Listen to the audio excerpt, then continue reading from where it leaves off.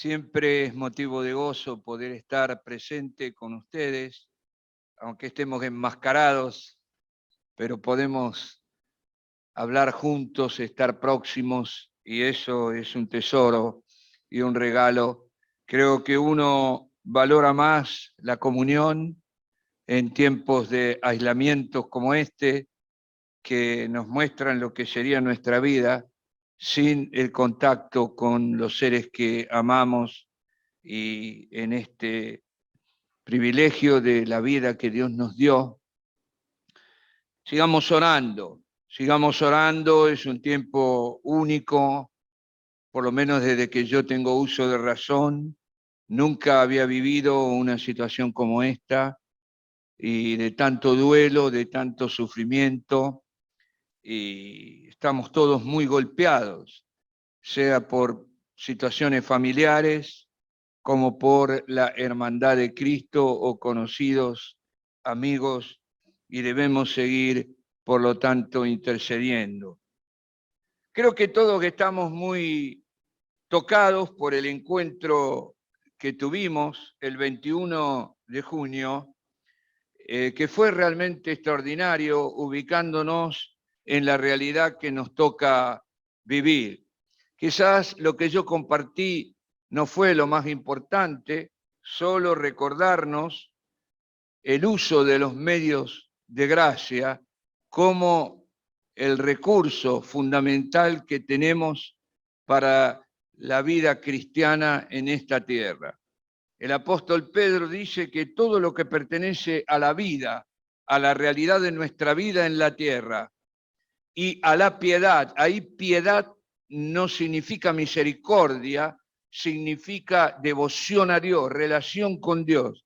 Pedro nos dice, todo lo que necesitamos para vivir en este mundo y para cumplir la voluntad de Dios en nuestra vida, nos ha sido dado por su divino poder mediante las grandísimas y preciosas promesas que Él nos ha hecho.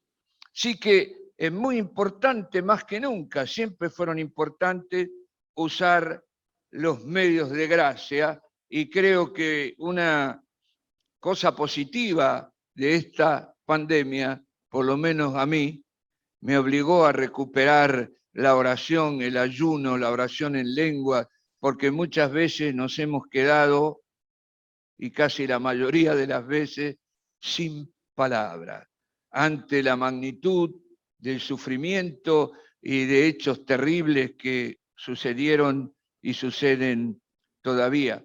Pero fue extraordinario el desafío de nuestro hermano Jorge Mitián. Yo les animo a volver a entrar y mirar.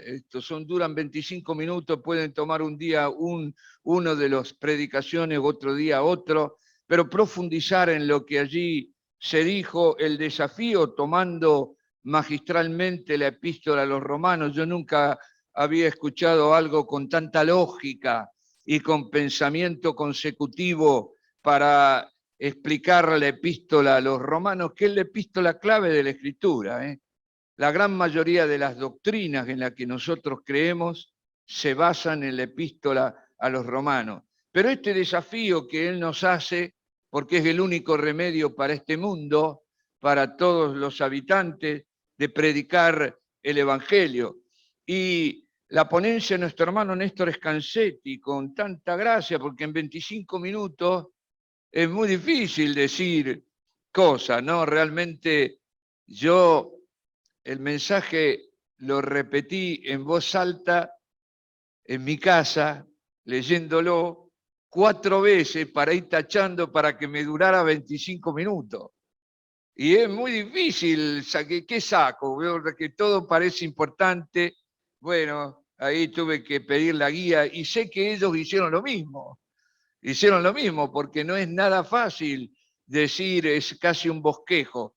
Y Néstor tuvo esa gracia de transmitirnos, porque la pregunta que yo me hago es, ¿con qué recursos vamos a cumplir el desafío que Jorge y el Señor primero nos hace de predicar el Evangelio en un contexto hostil, cuando no podemos ni visitar, porque esto no es un problema de estar presencialmente aquí, que tenemos restricciones. En realidad no podemos visitar a nadie, y mucho menos en lugares cerrados donde no hay circulación de aire. Una cosa inédita, nunca habíamos vivido algo así. Y en un contexto político, social, que vive todo el mundo occidental, no solo la Argentina, de hostilidad al Evangelio, y que cada vez legislan leyes que nos condicionan y no nos dan la libertad de culto o de predicación del Evangelio que gozamos hasta ahora. Y uno se hace la pregunta, ¿cómo vamos a lograr extender el reino de Dios? Bueno, Néstor nos dio un camino, nos dijo, necesitamos, siempre fue así, pero hoy de manera particular, el ejercicio de los dones del Espíritu. Así que yo, tomando eso brevemente, voy a dar un bosquejo también, voy a tratar de explicar un poco qué tipo de evangelismo es el que deberemos realizar en este tiempo particular de la historia que nos toca vivir. Y lo que yo no tengo duda es que en este ambiente de dificultades, de hostilidad, de prueba por la que todos pasamos, Jerry Testori, tuvimos una reunión ayer, los pastores que estamos involucrados el 11 de julio, tuvimos una reunión con él y él nos decía, parece que estamos adentro de un túnel y uno no ve la luz ni al fondo, y en este túnel tenemos compañeros de viaje en la vida, compañeros de trabajo, vecinos, estamos todos en el túnel, pero Dios ilumina las tinieblas y Él nos invitó a predicar el Evangelio en este contexto de oposición. Yo, por esta razón, no tengo ninguna duda que el Evangelio que debemos predicar, y no hay otro, es un evangelismo sobrenatural. Por eso creo que Dios usó a Jorge y a Néstor para introducirnos en este tema el día 21. ¿Y cuál es el evangelismo sobrenatural? El evangelismo sobrenatural es aquel que se hace bajo la guía y potencia del Espíritu Santo.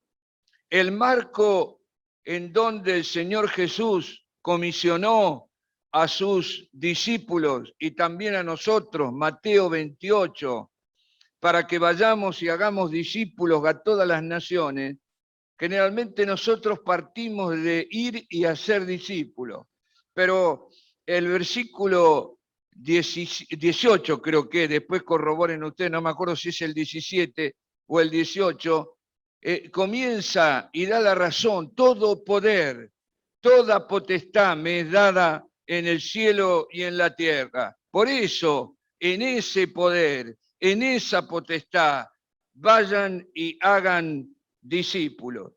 El Espíritu Santo es el que nos reviste del poder de lo alto para que podamos extender el reino de Dios. Por eso en Lucas, capítulo 24, donde también está la gran comisión, y allí hay un diálogo de Jesús con los discípulos y les dice que tienen que ir, predicar el arrepentimiento y el perdón de los pecados, pero dice, no se muevan de Jerusalén hasta ser revestidos del poder de lo alto.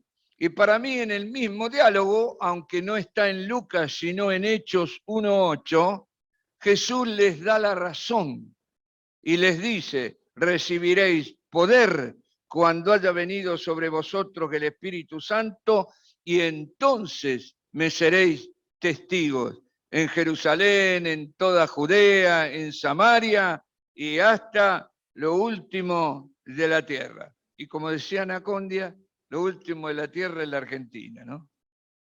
Y quizá en varios sentidos podemos aplicar esa definición. Así que el libro de Hechos y las cartas apostólicas nos revelan que la iglesia primitiva proclamó el Evangelio en el poder del Señor, en el poder del Espíritu. Por eso el autor de Hebreos dice, testificando Dios juntamente con ellos, con señales, prodigios, diversos milagros y repartimentos del Espíritu Santo según su voluntad. Y desde el comienzo, ¿no? La curación de un paralítico en el templo por manos de Pedro y de Juan. Esteban, mientras daba de comer en el comedor diario que tenía la iglesia de Jerusalén, hacía señales y prodigios. Pedro resucitando a Dorcas. Y dice también el libro de Hechos que muchas señales y prodigios eran hechas por manos de los apóstoles. Y bueno, yo les animo a buscar en el libro de Hechos estas cosas. Yo no tengo tiempo hoy, pero esta mañana volví a hacer la recorrida, lo hice varias veces en mis lecturas devocionales de la Escritura, y es maravilloso porque el libro de los Hechos no es de los apóstoles. En realidad debería llamarse el libro de los Hechos del Espíritu Santo a través de los apóstoles o ungiendo a los apóstoles.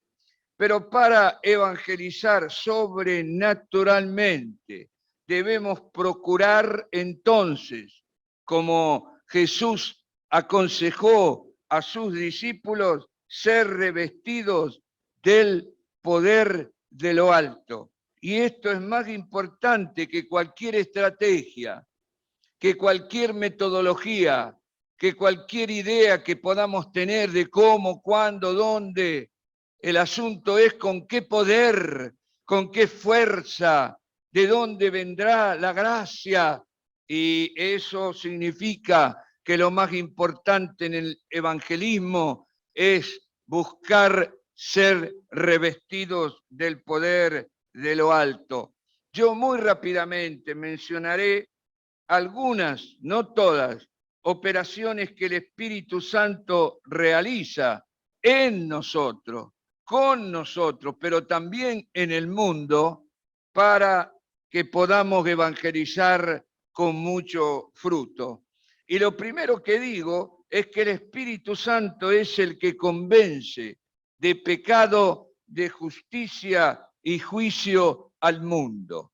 Y esto lo dice Jesús en el Evangelio de Juan, capítulo 16, versículo 8. Amados hermanos, la conversión no es un fenómeno psicológico que se logra con técnicas de convencimiento, sino que es un hecho espiritual nacido de un profundo quebrantamiento del yo, del ego pecador, del hombre, de la mujer pecadora ante Dios. Y sin la acción del Espíritu, a mi humilde entender y lo que aprendí en tantos años de intentar servir al Señor, sin la acción del Espíritu no hay posibilidad de adquirir convicción de pecado, y sin convicción de pecado es imposible el arrepentimiento.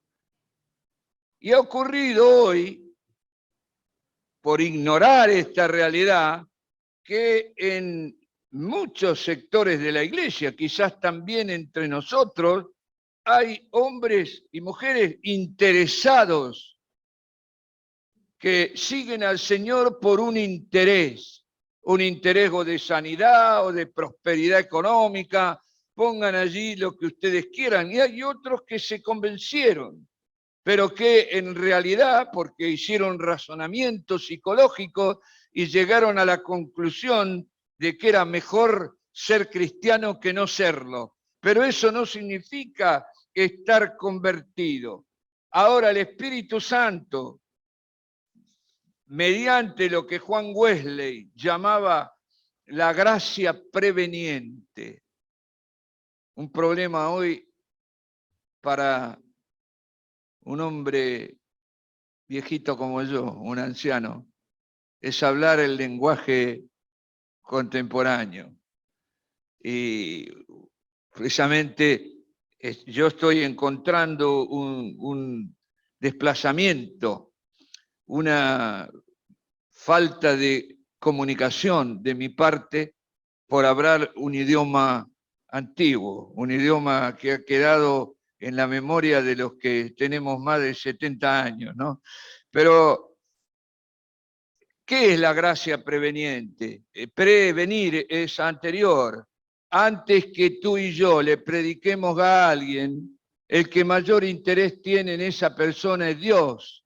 Y el Espíritu Santo está obrando en las personas a través de las circunstancias de su vida, con su trato, con operaciones, y el Espíritu ablanda los corazones.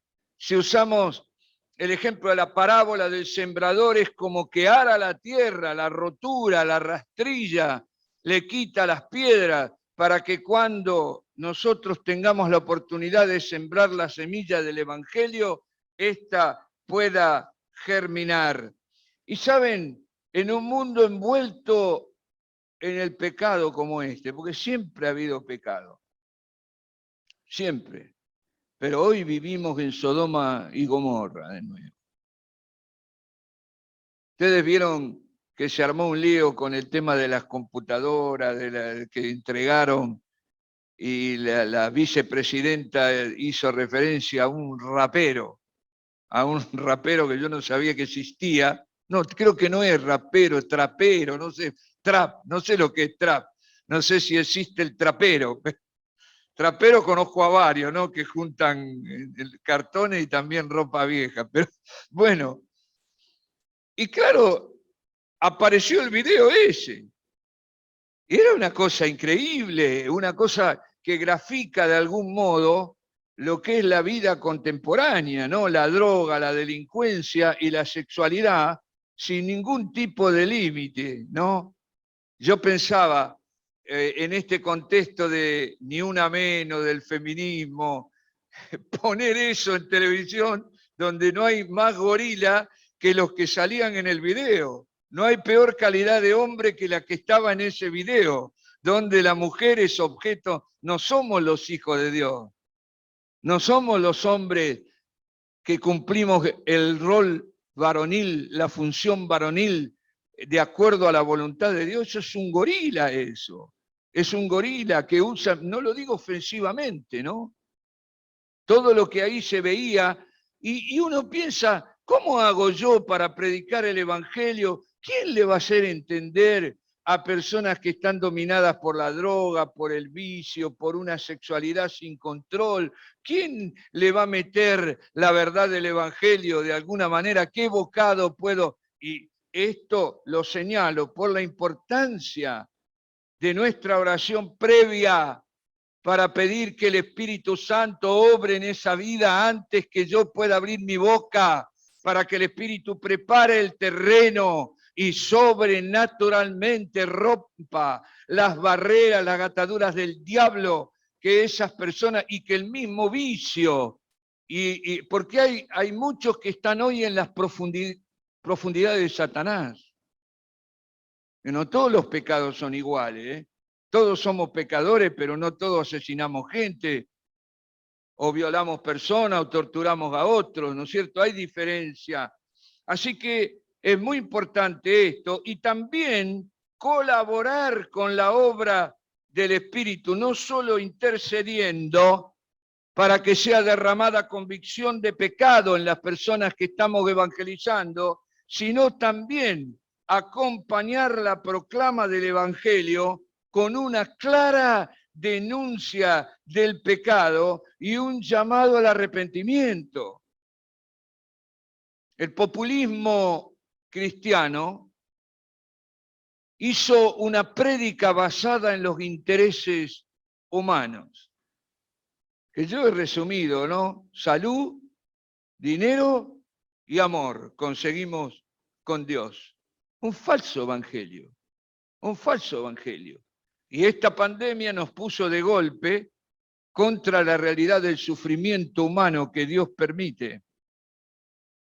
Y hoy cada vez será más imposible, aún la malentendida prosperidad que se predicaba Entonces, la iglesia se olvidó de denunciar el pecado. La iglesia no llamó al arrepentimiento y no anunció el juicio de Dios. Y yo no estoy juzgando a los demás, me juzgo a mí mismo. Yo debí haber sido más claro con esto. ¿Cuánto hace que no escuchan? Yo hace años que no escuchaba una predicación sobre el cielo y el infierno, que se las recomiendo, no me acuerdo el título, de Ángel Negro. Búsquenla, pero hacía mucho que yo no escuchaba hablar ni del cielo ni del infierno, porque también el evangelio que se predicaba era para esta vida, no para la vida eterna, era para pasarla bien aquí. Y yo no estoy diciendo ni de que debemos ser pobres, ni vivir en el sufrimiento. Yo sé que Dios bendice, pero no es el objetivo final. El objetivo final es las moradas del Padre Celestial. El objetivo primordial no es hacernos tesoros en la tierra, sino hacernos tesoros en el cielo, donde muchos hermanos nos están esperando ahora.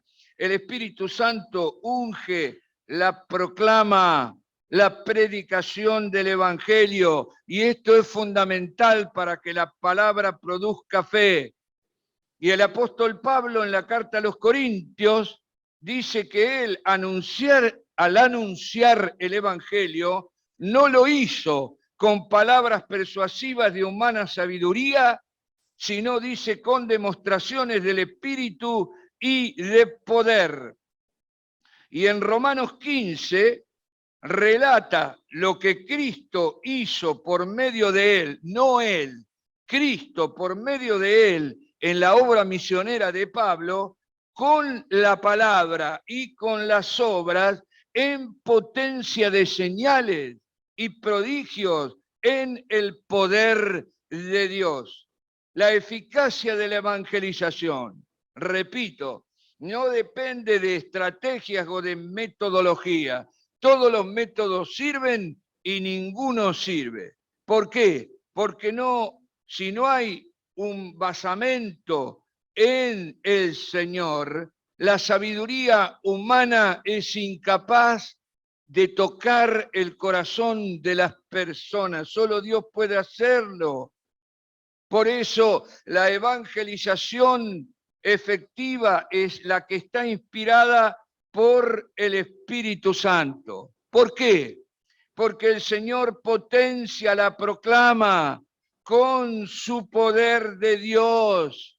Y el que habla, aunque hables tú o hable yo, ya no es tu voz.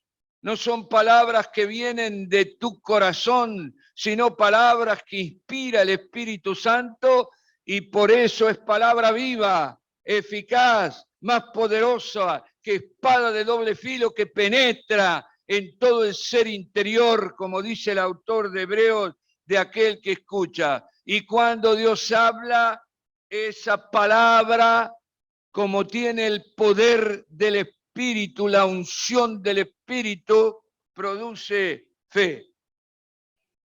Yo no tengo tiempo de contarles, pero otra vez, pero han escuchado historias mías predicando el Evangelio en Italia, haciendo lo que no se debe hacer, teniendo todo en contra y no teniendo fruto, arribar al momento de la humillación, de la incapacidad, del reconocimiento de la impotencia humana y clamar a Dios y ver después el poder del Espíritu manifestarse.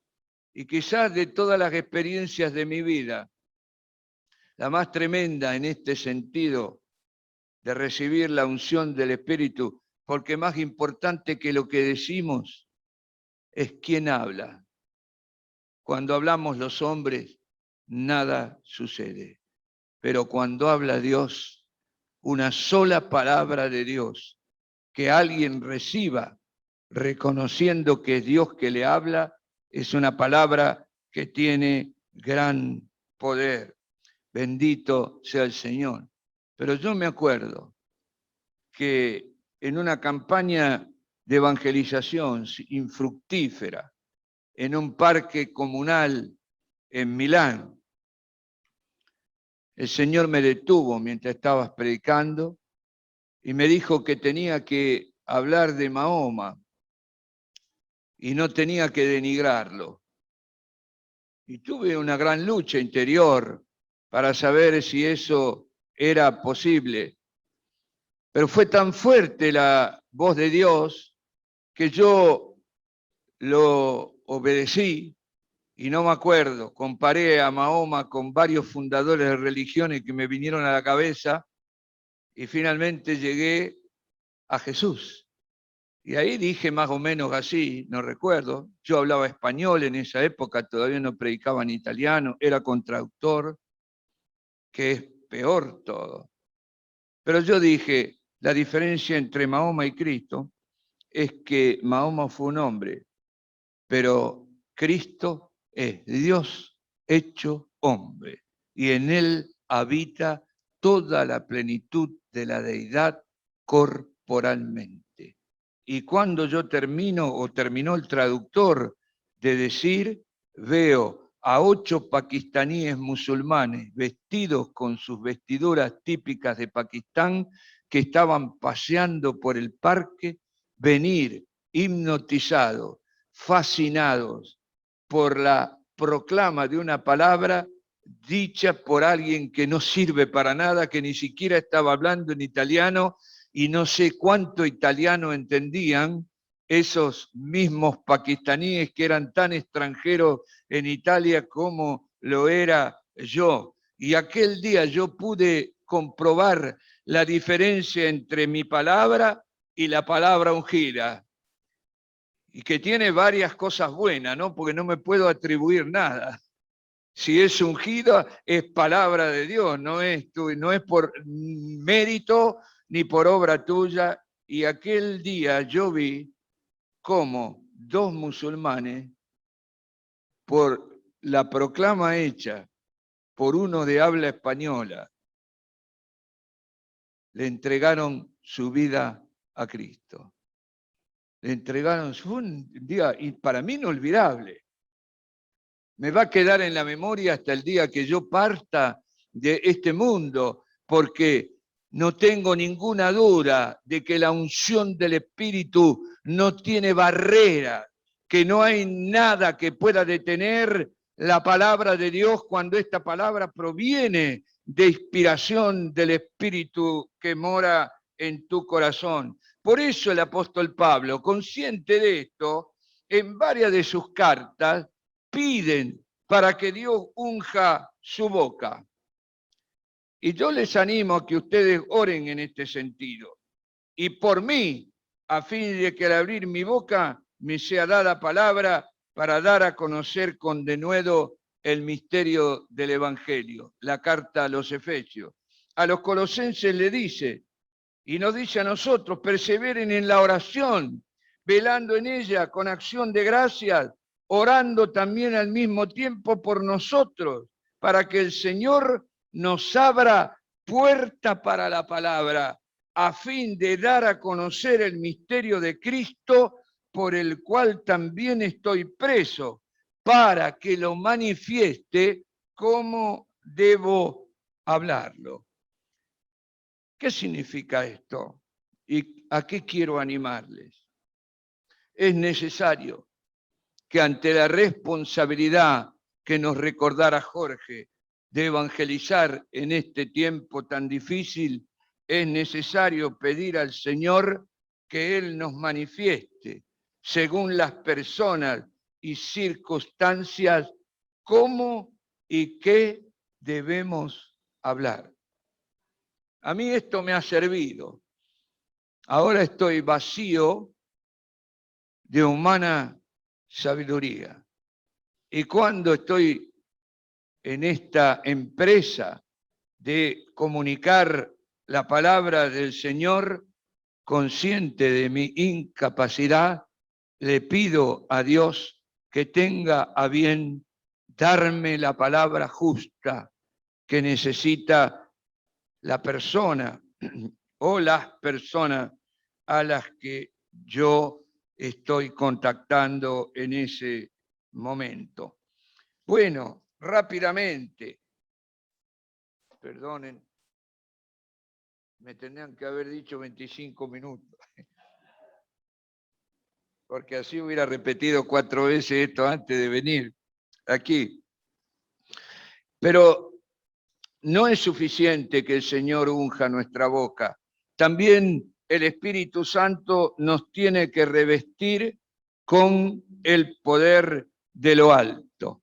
Y ya lo dije, después del Pentecostés, el Espíritu Santo testificó y avaló con señales y milagros la predicación de la iglesia primitiva.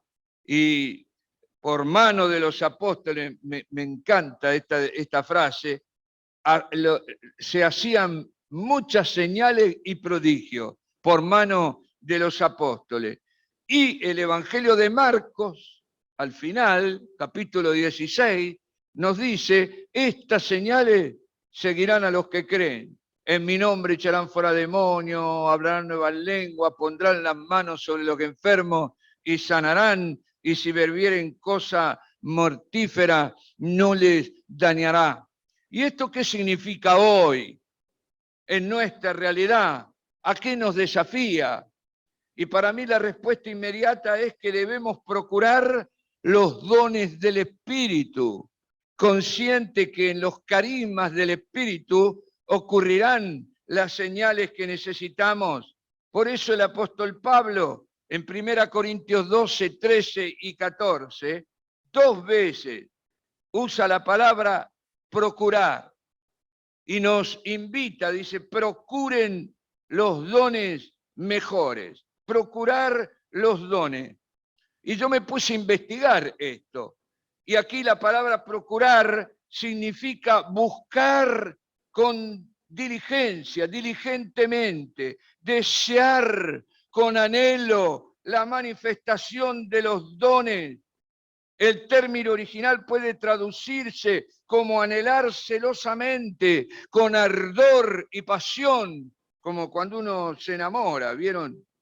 Tenemos este deseo ardiente porque sabemos que sin su poder la obra de Dios no se puede realizar.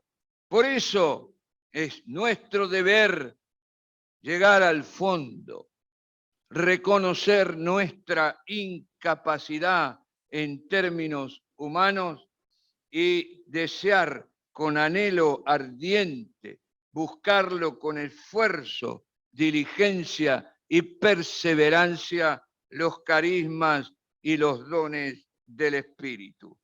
Y no voy a abundar, podría decir más cosas, solo agrego en este punto que para recibir y ejercer los carismas hay que recurrir a la fe. Los dones no son por mérito. Nadie tiene un grado de santidad tal ni de semejanza con Cristo que pueda reclamarle a Dios los dones por justicia propia, por santidad propia. Siempre operan por la fe. Siempre operan por la fe. Y aquí es una lucha, ¿no? Es una lucha. Yo digo, si los dones se recibieran por mérito, quizás me resultaría más fácil a mí. Porque yo puedo ir de rodilla a Luján, no sé si llego, pero podría hacerlo, ¿o no? De hecho, hay gente que ha hecho cosas así, por decir una obra, ¿no? Si con eso conmuevo a Dios. No, pero es por fe. Y la fe siempre está acompañada de la duda, por lo menos en mi caso, ¿no? Es como que siempre tengo dos pensamientos, ¿será Dios o seré yo? ¿Quién es el que me está diciendo esto? ¿Que lo hago o no lo hago? ¿Me muevo y si no está? ¿Y si no sucede? Juega el orgullo, juegan tantas cosas ahí que podríamos detenernos en esto, ¿no? Pero la fe es muy importante. Y yo lo tuve que aprender. Uno tiene, con los dones tiene que aprender por los errores, ¿no? Porque si yo pienso mucho, no abro la boca. Porque lo que tengo más seguro es que no va a pasar nada. Eso es lo que me dice mi inteligencia. ¿Cómo puede Dios Entonces, moverse en fe. Y claro, en eso yo aprendí mucho más en Europa, en ambientes hostiles al Evangelio, en lugares desconocidos, congregaciones donde no había ido nunca o era la primera vez ni conocía al pastor, y una cosa donde estaba solo, había gente, pero miren, me acuerdo de uno, me tengo mucho, pero me acuerdo en Semana Santa del 2019, el domingo de resurrección por la tarde del 2019, creo que era abril, no sé, creo que era el mes de abril. Por la tarde, a la mañana había predicado en una congregación, por la tarde prediqué en otra, que no tenía yo mucha relación con el pastor, era la segunda vez que iba en varios años. La localidad se llama Mister Bianco, no sé por qué, está cerca de Catania, en Sicilia. Bueno, ahí yo compartí la palabra del Señor. A lo último, muchos que estaban quebrantados, orando, y de pronto se me acerca una mujer, un hombre y un niño chiquito. Y la mujer me dice: usted no se acuerda de mí, pero la vez anterior que usted vino acá, yo estaba separada de mi esposo, usted se bajó del púlpito, vino a mí y me dijo que Dios iba a restaurar mi matrimonio, y acá le vengo a mostrar a mi esposo y a mi hijo, a mi hija, no me acuerdo si era una nena o un varón, el poder de Dios, de los dones. No me puedo atribuir yo una cosa así, pero lo tremendo fue que me dice: y hoy hizo lo mismo. ¿Cómo que hice lo mismo?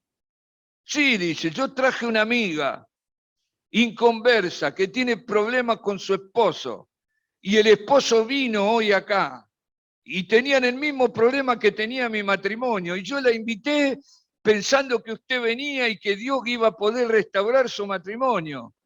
Y saben, yo terminé de predicar y lo primero que hice es bajarme, porque es el método que, no sé si Dios me guió, no hago un llamado, me meto entre la gente mientras que el espíritu se mueve e intento discernir lo que Dios quiere hacer. Y esta mujer me dice: usted se bajó y al primero que fue a este hombre y le dijo la palabra justa que este hombre necesitaba. Bueno, fe, ahora saben lo que tuve que hacer, porque yo no quiero decir que tengo más fe que ustedes. No, me estaba ahogando, estaba en medio del fracaso, de lo infructuoso, y necesitaba, por lo tanto, desesperadamente la gracia de Dios para que su obra pudiera realizarse. Así que yo aprendí que hay que clamar al Señor para que nos aumente la fe. Más importante que resolver un problema de nuestra vida, de nuestra realidad. Yo no estoy quitando la importancia al dolor que hoy vivimos por esta pandemia, por tanta agonía, por tanta muerte. Pero más importante quizás que pedir por tal o cual, o por uno mismo, o por una circunstancia, es hacerlo con un nivel de fe que pueda mover la mano de Dios, porque sin fe es imposible agradar a Dios. Y es necesario que el que se acerca a Dios crea que hay un Dios y que Él es poderoso para premiarnos, para responder, y esta es nuestra lucha. Por eso los discípulos, dándose cuenta de la gran diferencia entre ellos y Cristo, le piden al Señor y nos guían a nosotros: aumentanos la fe. Y aquel padre que tenía un hijo endemoniado y los apóstoles no lo pudieron liberar, conocen la historia, se acerca Jesús, le cuentan, y este padre le pide a Jesús que libere a su hijo, y Jesús le hace una pregunta interesante. ¿Crees? Le dice. Pero más interesante la respuesta, que es la mía, del Padre. le dice, creo, Señor, pero ayuda mi incredulidad. Y yo sé que el Señor conoce plenamente la realidad que nos toca vivir, el sufrimiento que vendrá en el mundo. Amados hermanos, los jóvenes, yo estaría faltando a la verdad si no les dijera que van a enfrentar un mundo cada día más caótico, más hostil y con mucho sufrimiento. No van a ser la primera generación, ¿no? La primera guerra, la segunda guerra, el que le tocó vivir ahí y fue un infierno. Y los días que tenemos por delante son días de gran dificultad. ¿Y cómo vamos a vencer? Bueno, vamos a vencer pidiéndole al Señor que cada día fortalezca nuestra fe. Objetivos para orar y clamar al Señor. Bueno, el Espíritu Santo abre puertas para la palabra, abre puertas. Y si bien tenemos que predicar en todo tiempo y lugar, hay que hacerlo con inteligencia. Hay que oír la voz de Dios para saber dónde, cuándo, con quién. Y yo he recibido, en mi propia experiencia, testimonios a quienes el Espíritu Santo reveló a tal persona, ve a ver a Juan, ve a ver a Pedro, ve a ver a María.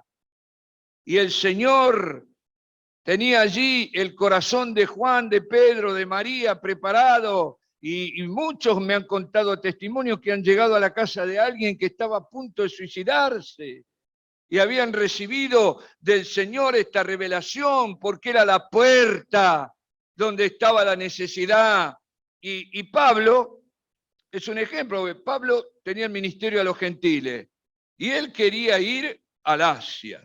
Estaba bien, no estaba equivocado, porque en el Asia no eran judíos, pero Dios no lo quería en Asia, lo quería en ese tiempo, en ese momento lo quería en Europa.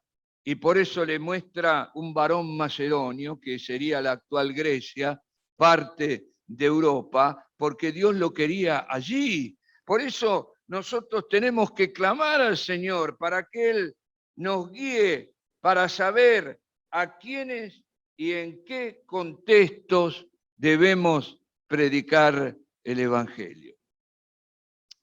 Tremendo esto. Y saben, lo dejo para que ustedes juzguen. Pero yo lo viví como una palabra inspirada de Dios. Mientras que escuchaba a Jorge y Mitián, el 21, me vino dos textos del libro de Hechos, que están casi seguidas. Dice que después del martirio de Esteban se desata la persecución y muchos cristianos de Jerusalén fueron esparcidos. Y ocurre más adelante, después allí está el episodio de lo que ocurrió en Samaria con Felipe, porque algunos de los esparcidos se fueron a Samaria, escapando de la persecución. No fueron por un llamado de misionero, fueron por su vida. Salieron porque había que salvar la vida. Y lo mismo ocurrió con algunos que llegaron a Antioquía.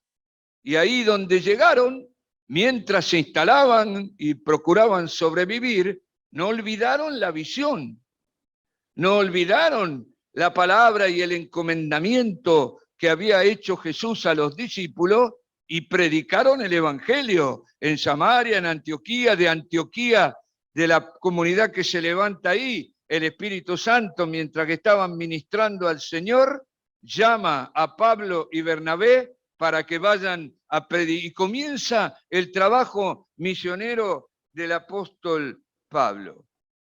¿Saben lo que creo? No sé si será de este grupo, pero va a haber un gran movimiento de migración de la Argentina hacia el resto de las naciones. Y creo que ustedes van a ser testigos. Porque las crisis de todo tipo hacen que la gente se mueva. Por ejemplo, hay 4 millones de venezolanos que están fuera de Venezuela. 4 millones, no es uno, 3 millones de ecuatorianos, no por la misma razón, sino porque en Ecuador se morían de hambre. No salieron a predicar el Evangelio. Después, cuando llegaron a España, cuando llegaron a Italia, recordando la fe que habían recibido, porque quizás lo único bueno de América Latina es que el Evangelio fue predicado con mucha mayor intensidad. Entonces, yo digo, no se asusten, no se preocupen. Dios indicará a cada uno, pero es muy posible, y por eso yo lo quiero decir, porque así lo sentí, si no pasa, bueno, piensen que me equivoco, está bien, me hace bien ser humillado, ¿no? Que ustedes piensen que me equivoco, a mí yo le hace bien. Pero si es de Dios, aquellos que reciban por alguna circunstancia de la vida una indicación de salir, no duden en que Dios está detrás. Nunca ha habido en la historia humana un movimiento emigratorio de la magnitud del que hay en nuestros días, mayor que el del siglo XIX, cuando muchos europeos vinieron a América del Norte y del Sur. Esto es mucho mayor y es no tiene ni criterio de un continente al otro, miles de personas moviéndose de un lado al otro, y en este santo desparramo yo creo que Dios va a hacer su trabajo y va a utilizarle. ¿Por qué lo digo antes? Porque si algún joven, yo creo que van a ser más los jóvenes, ¿no? Yo ya conozco muchos jóvenes que se están preparando, sobre todo jóvenes de clase media, no de ricos, pero jóvenes que han estudiado, que más o menos tienen alguna capacidad, que se dan cuenta que no tienen futuro, digamos, o piensan que no lo tienen aquí. Y hay muchos que están preparándose o intentando salir para salvar su vida o realizar su vida o encontrar un lugar en el mundo. Bueno, si pasa con alguno de ustedes, no pierdan la visión de que quizá no es casualidad que tengan que buscar para tener un futuro mejor, mudarse, dejar, que no es fácil. No es fácil. Yo quiero que ustedes, Dios quiera que me entiendan. Yo no estoy diciendo que se tienen que ir. Yo estoy diciendo, puede ser que ocurran tantas cosas que tengamos que buscar cómo encontrar solución a realidades difíciles de nuestra vida, pero ahí hay que ir con este pensamiento, sea donde nací, sea donde vivo, sea donde voy, lo que yo tengo que hacer es predicar el Evangelio en todo tiempo, a tiempo y fuera de tiempo, mientras me gano la vida, mientras construyo mi casa, cuido mi familia, engendro allí, yo tengo que predicar el Evangelio. Bueno, yo sé que puede esto sonar demasiado difícil o anticipado, pero les digo la verdad, tengo una fuerte impresión que van a suceder cosas de este tipo en el futuro. Muy bien, yo termino diciéndoles que en estos días malos, tan difíciles, tenemos que revestirnos de toda la armadura de Dios. El apóstol Pablo en la carta a los Efesios, capítulo 6, nos dice que no tenemos lucha contra carne y sangre. Acá no es cuestiones de político, de economista, de médico, no. Detrás de todo siempre está el príncipe de este mundo. Y Pablo nos dice, no crean que ustedes van a enfrentar seres humanos. No, los seres humanos van a ser usados, pero el que está detrás, principados, potestades, fuerzas espirituales de maldad, y habla del día malo, habla de los dardos de fuego del maligno, de las acechanzas del diablo. Y si hay un tiempo en la historia de nuevo donde el diablo está activo, siempre lo estuvo, pero hoy se mueve en todos los ámbitos y esferas de actividad humana. Por eso, ¿cómo vamos a evangelizar? ¿Cómo vamos a enfrentar esta realidad? ¿Cómo vamos a resistir las acechanzas del diablo, las circunstancias de sufrimiento en la vida? Por eso termino animándoles como Pablo, revistámonos de toda, no dice de alguna cosa, de toda la armadura de Dios para que podamos resistir en el día malo, ¿no? Pablo en Efesios 6, da la figura de la armadura del soldado romano, ¿no? Menciona 6. Yo les animo, vayan a Google y busquen cómo era la armadura romana y compárenla con Efesios capítulo 6. Yo no tengo tiempo, son 6 armas defensivas y ofensivas que el apóstol describe. Pero yo menciono solamente 3. El yelmo, el casco de la salvación. Miren qué importante es el casco, Un tiro en la cabeza. Entonces el casco protegía el cerebro, la mente, el asiento, porque todo lo comanda el cerebro.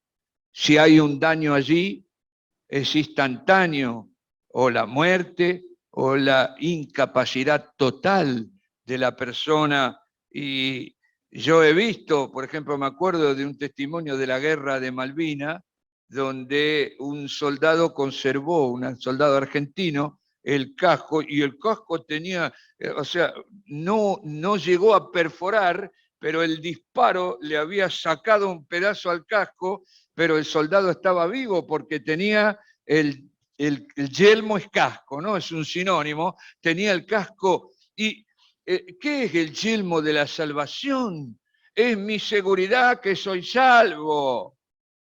Es mi certeza de que por eso mismo soy hijo de Dios y que el diablo no me puede acusar porque la sangre de Cristo, su Hijo, me limpia de todo pecado. Y también la salvación que es la palabra de Dios, en la cual me he alimentado, la cual está en mi memoria, porque la he digerido, leyéndola, esa palabra de Dios que habita en mi memoria y que es potenciada por el espíritu de sabiduría y de revelación, esa palabra me librará de toda mentira del diablo. De espíritus de duda, de incredulidad, de emociones como la depresión, la amargura. ¿Qué va a ser de mí? Yo he hablado con hermanos que perdieron, hermanas, seres queridos. ¡Qué tremendo! ¡Qué tremendo! Todas las ideas, las emociones negativas que vienen. Por eso el yelmo es tan importante de esta salvación, de esta unción, gracia de Dios que nos libra del pecado, de la muerte. Bueno, el escudo de la fe. Y saben, el escudo romano tenía 6 metros. 6 metros. Protegía desde la rodilla hasta los ojos. No, 6 metros parece mucho, Sería Goliat, Bueno, se nota los años que tengo ya. Habrá sido 60 centímetros, no sé. Bueno, pero este escudo protegía casi todo, porque después estaba el yelmo. Y los ojos no lo podemos tapar, porque hay que estar consciente de lo que ocurre. Quiero decir, qué importante el escudo. Tiene que estar en el lugar correcto. Tiene que cubrirnos totalmente el escudo de la fe. Y ahí vuelvo a recalcar la necesidad de clamar al Señor para que aumente nuestra fe. Aumente nuestra fe.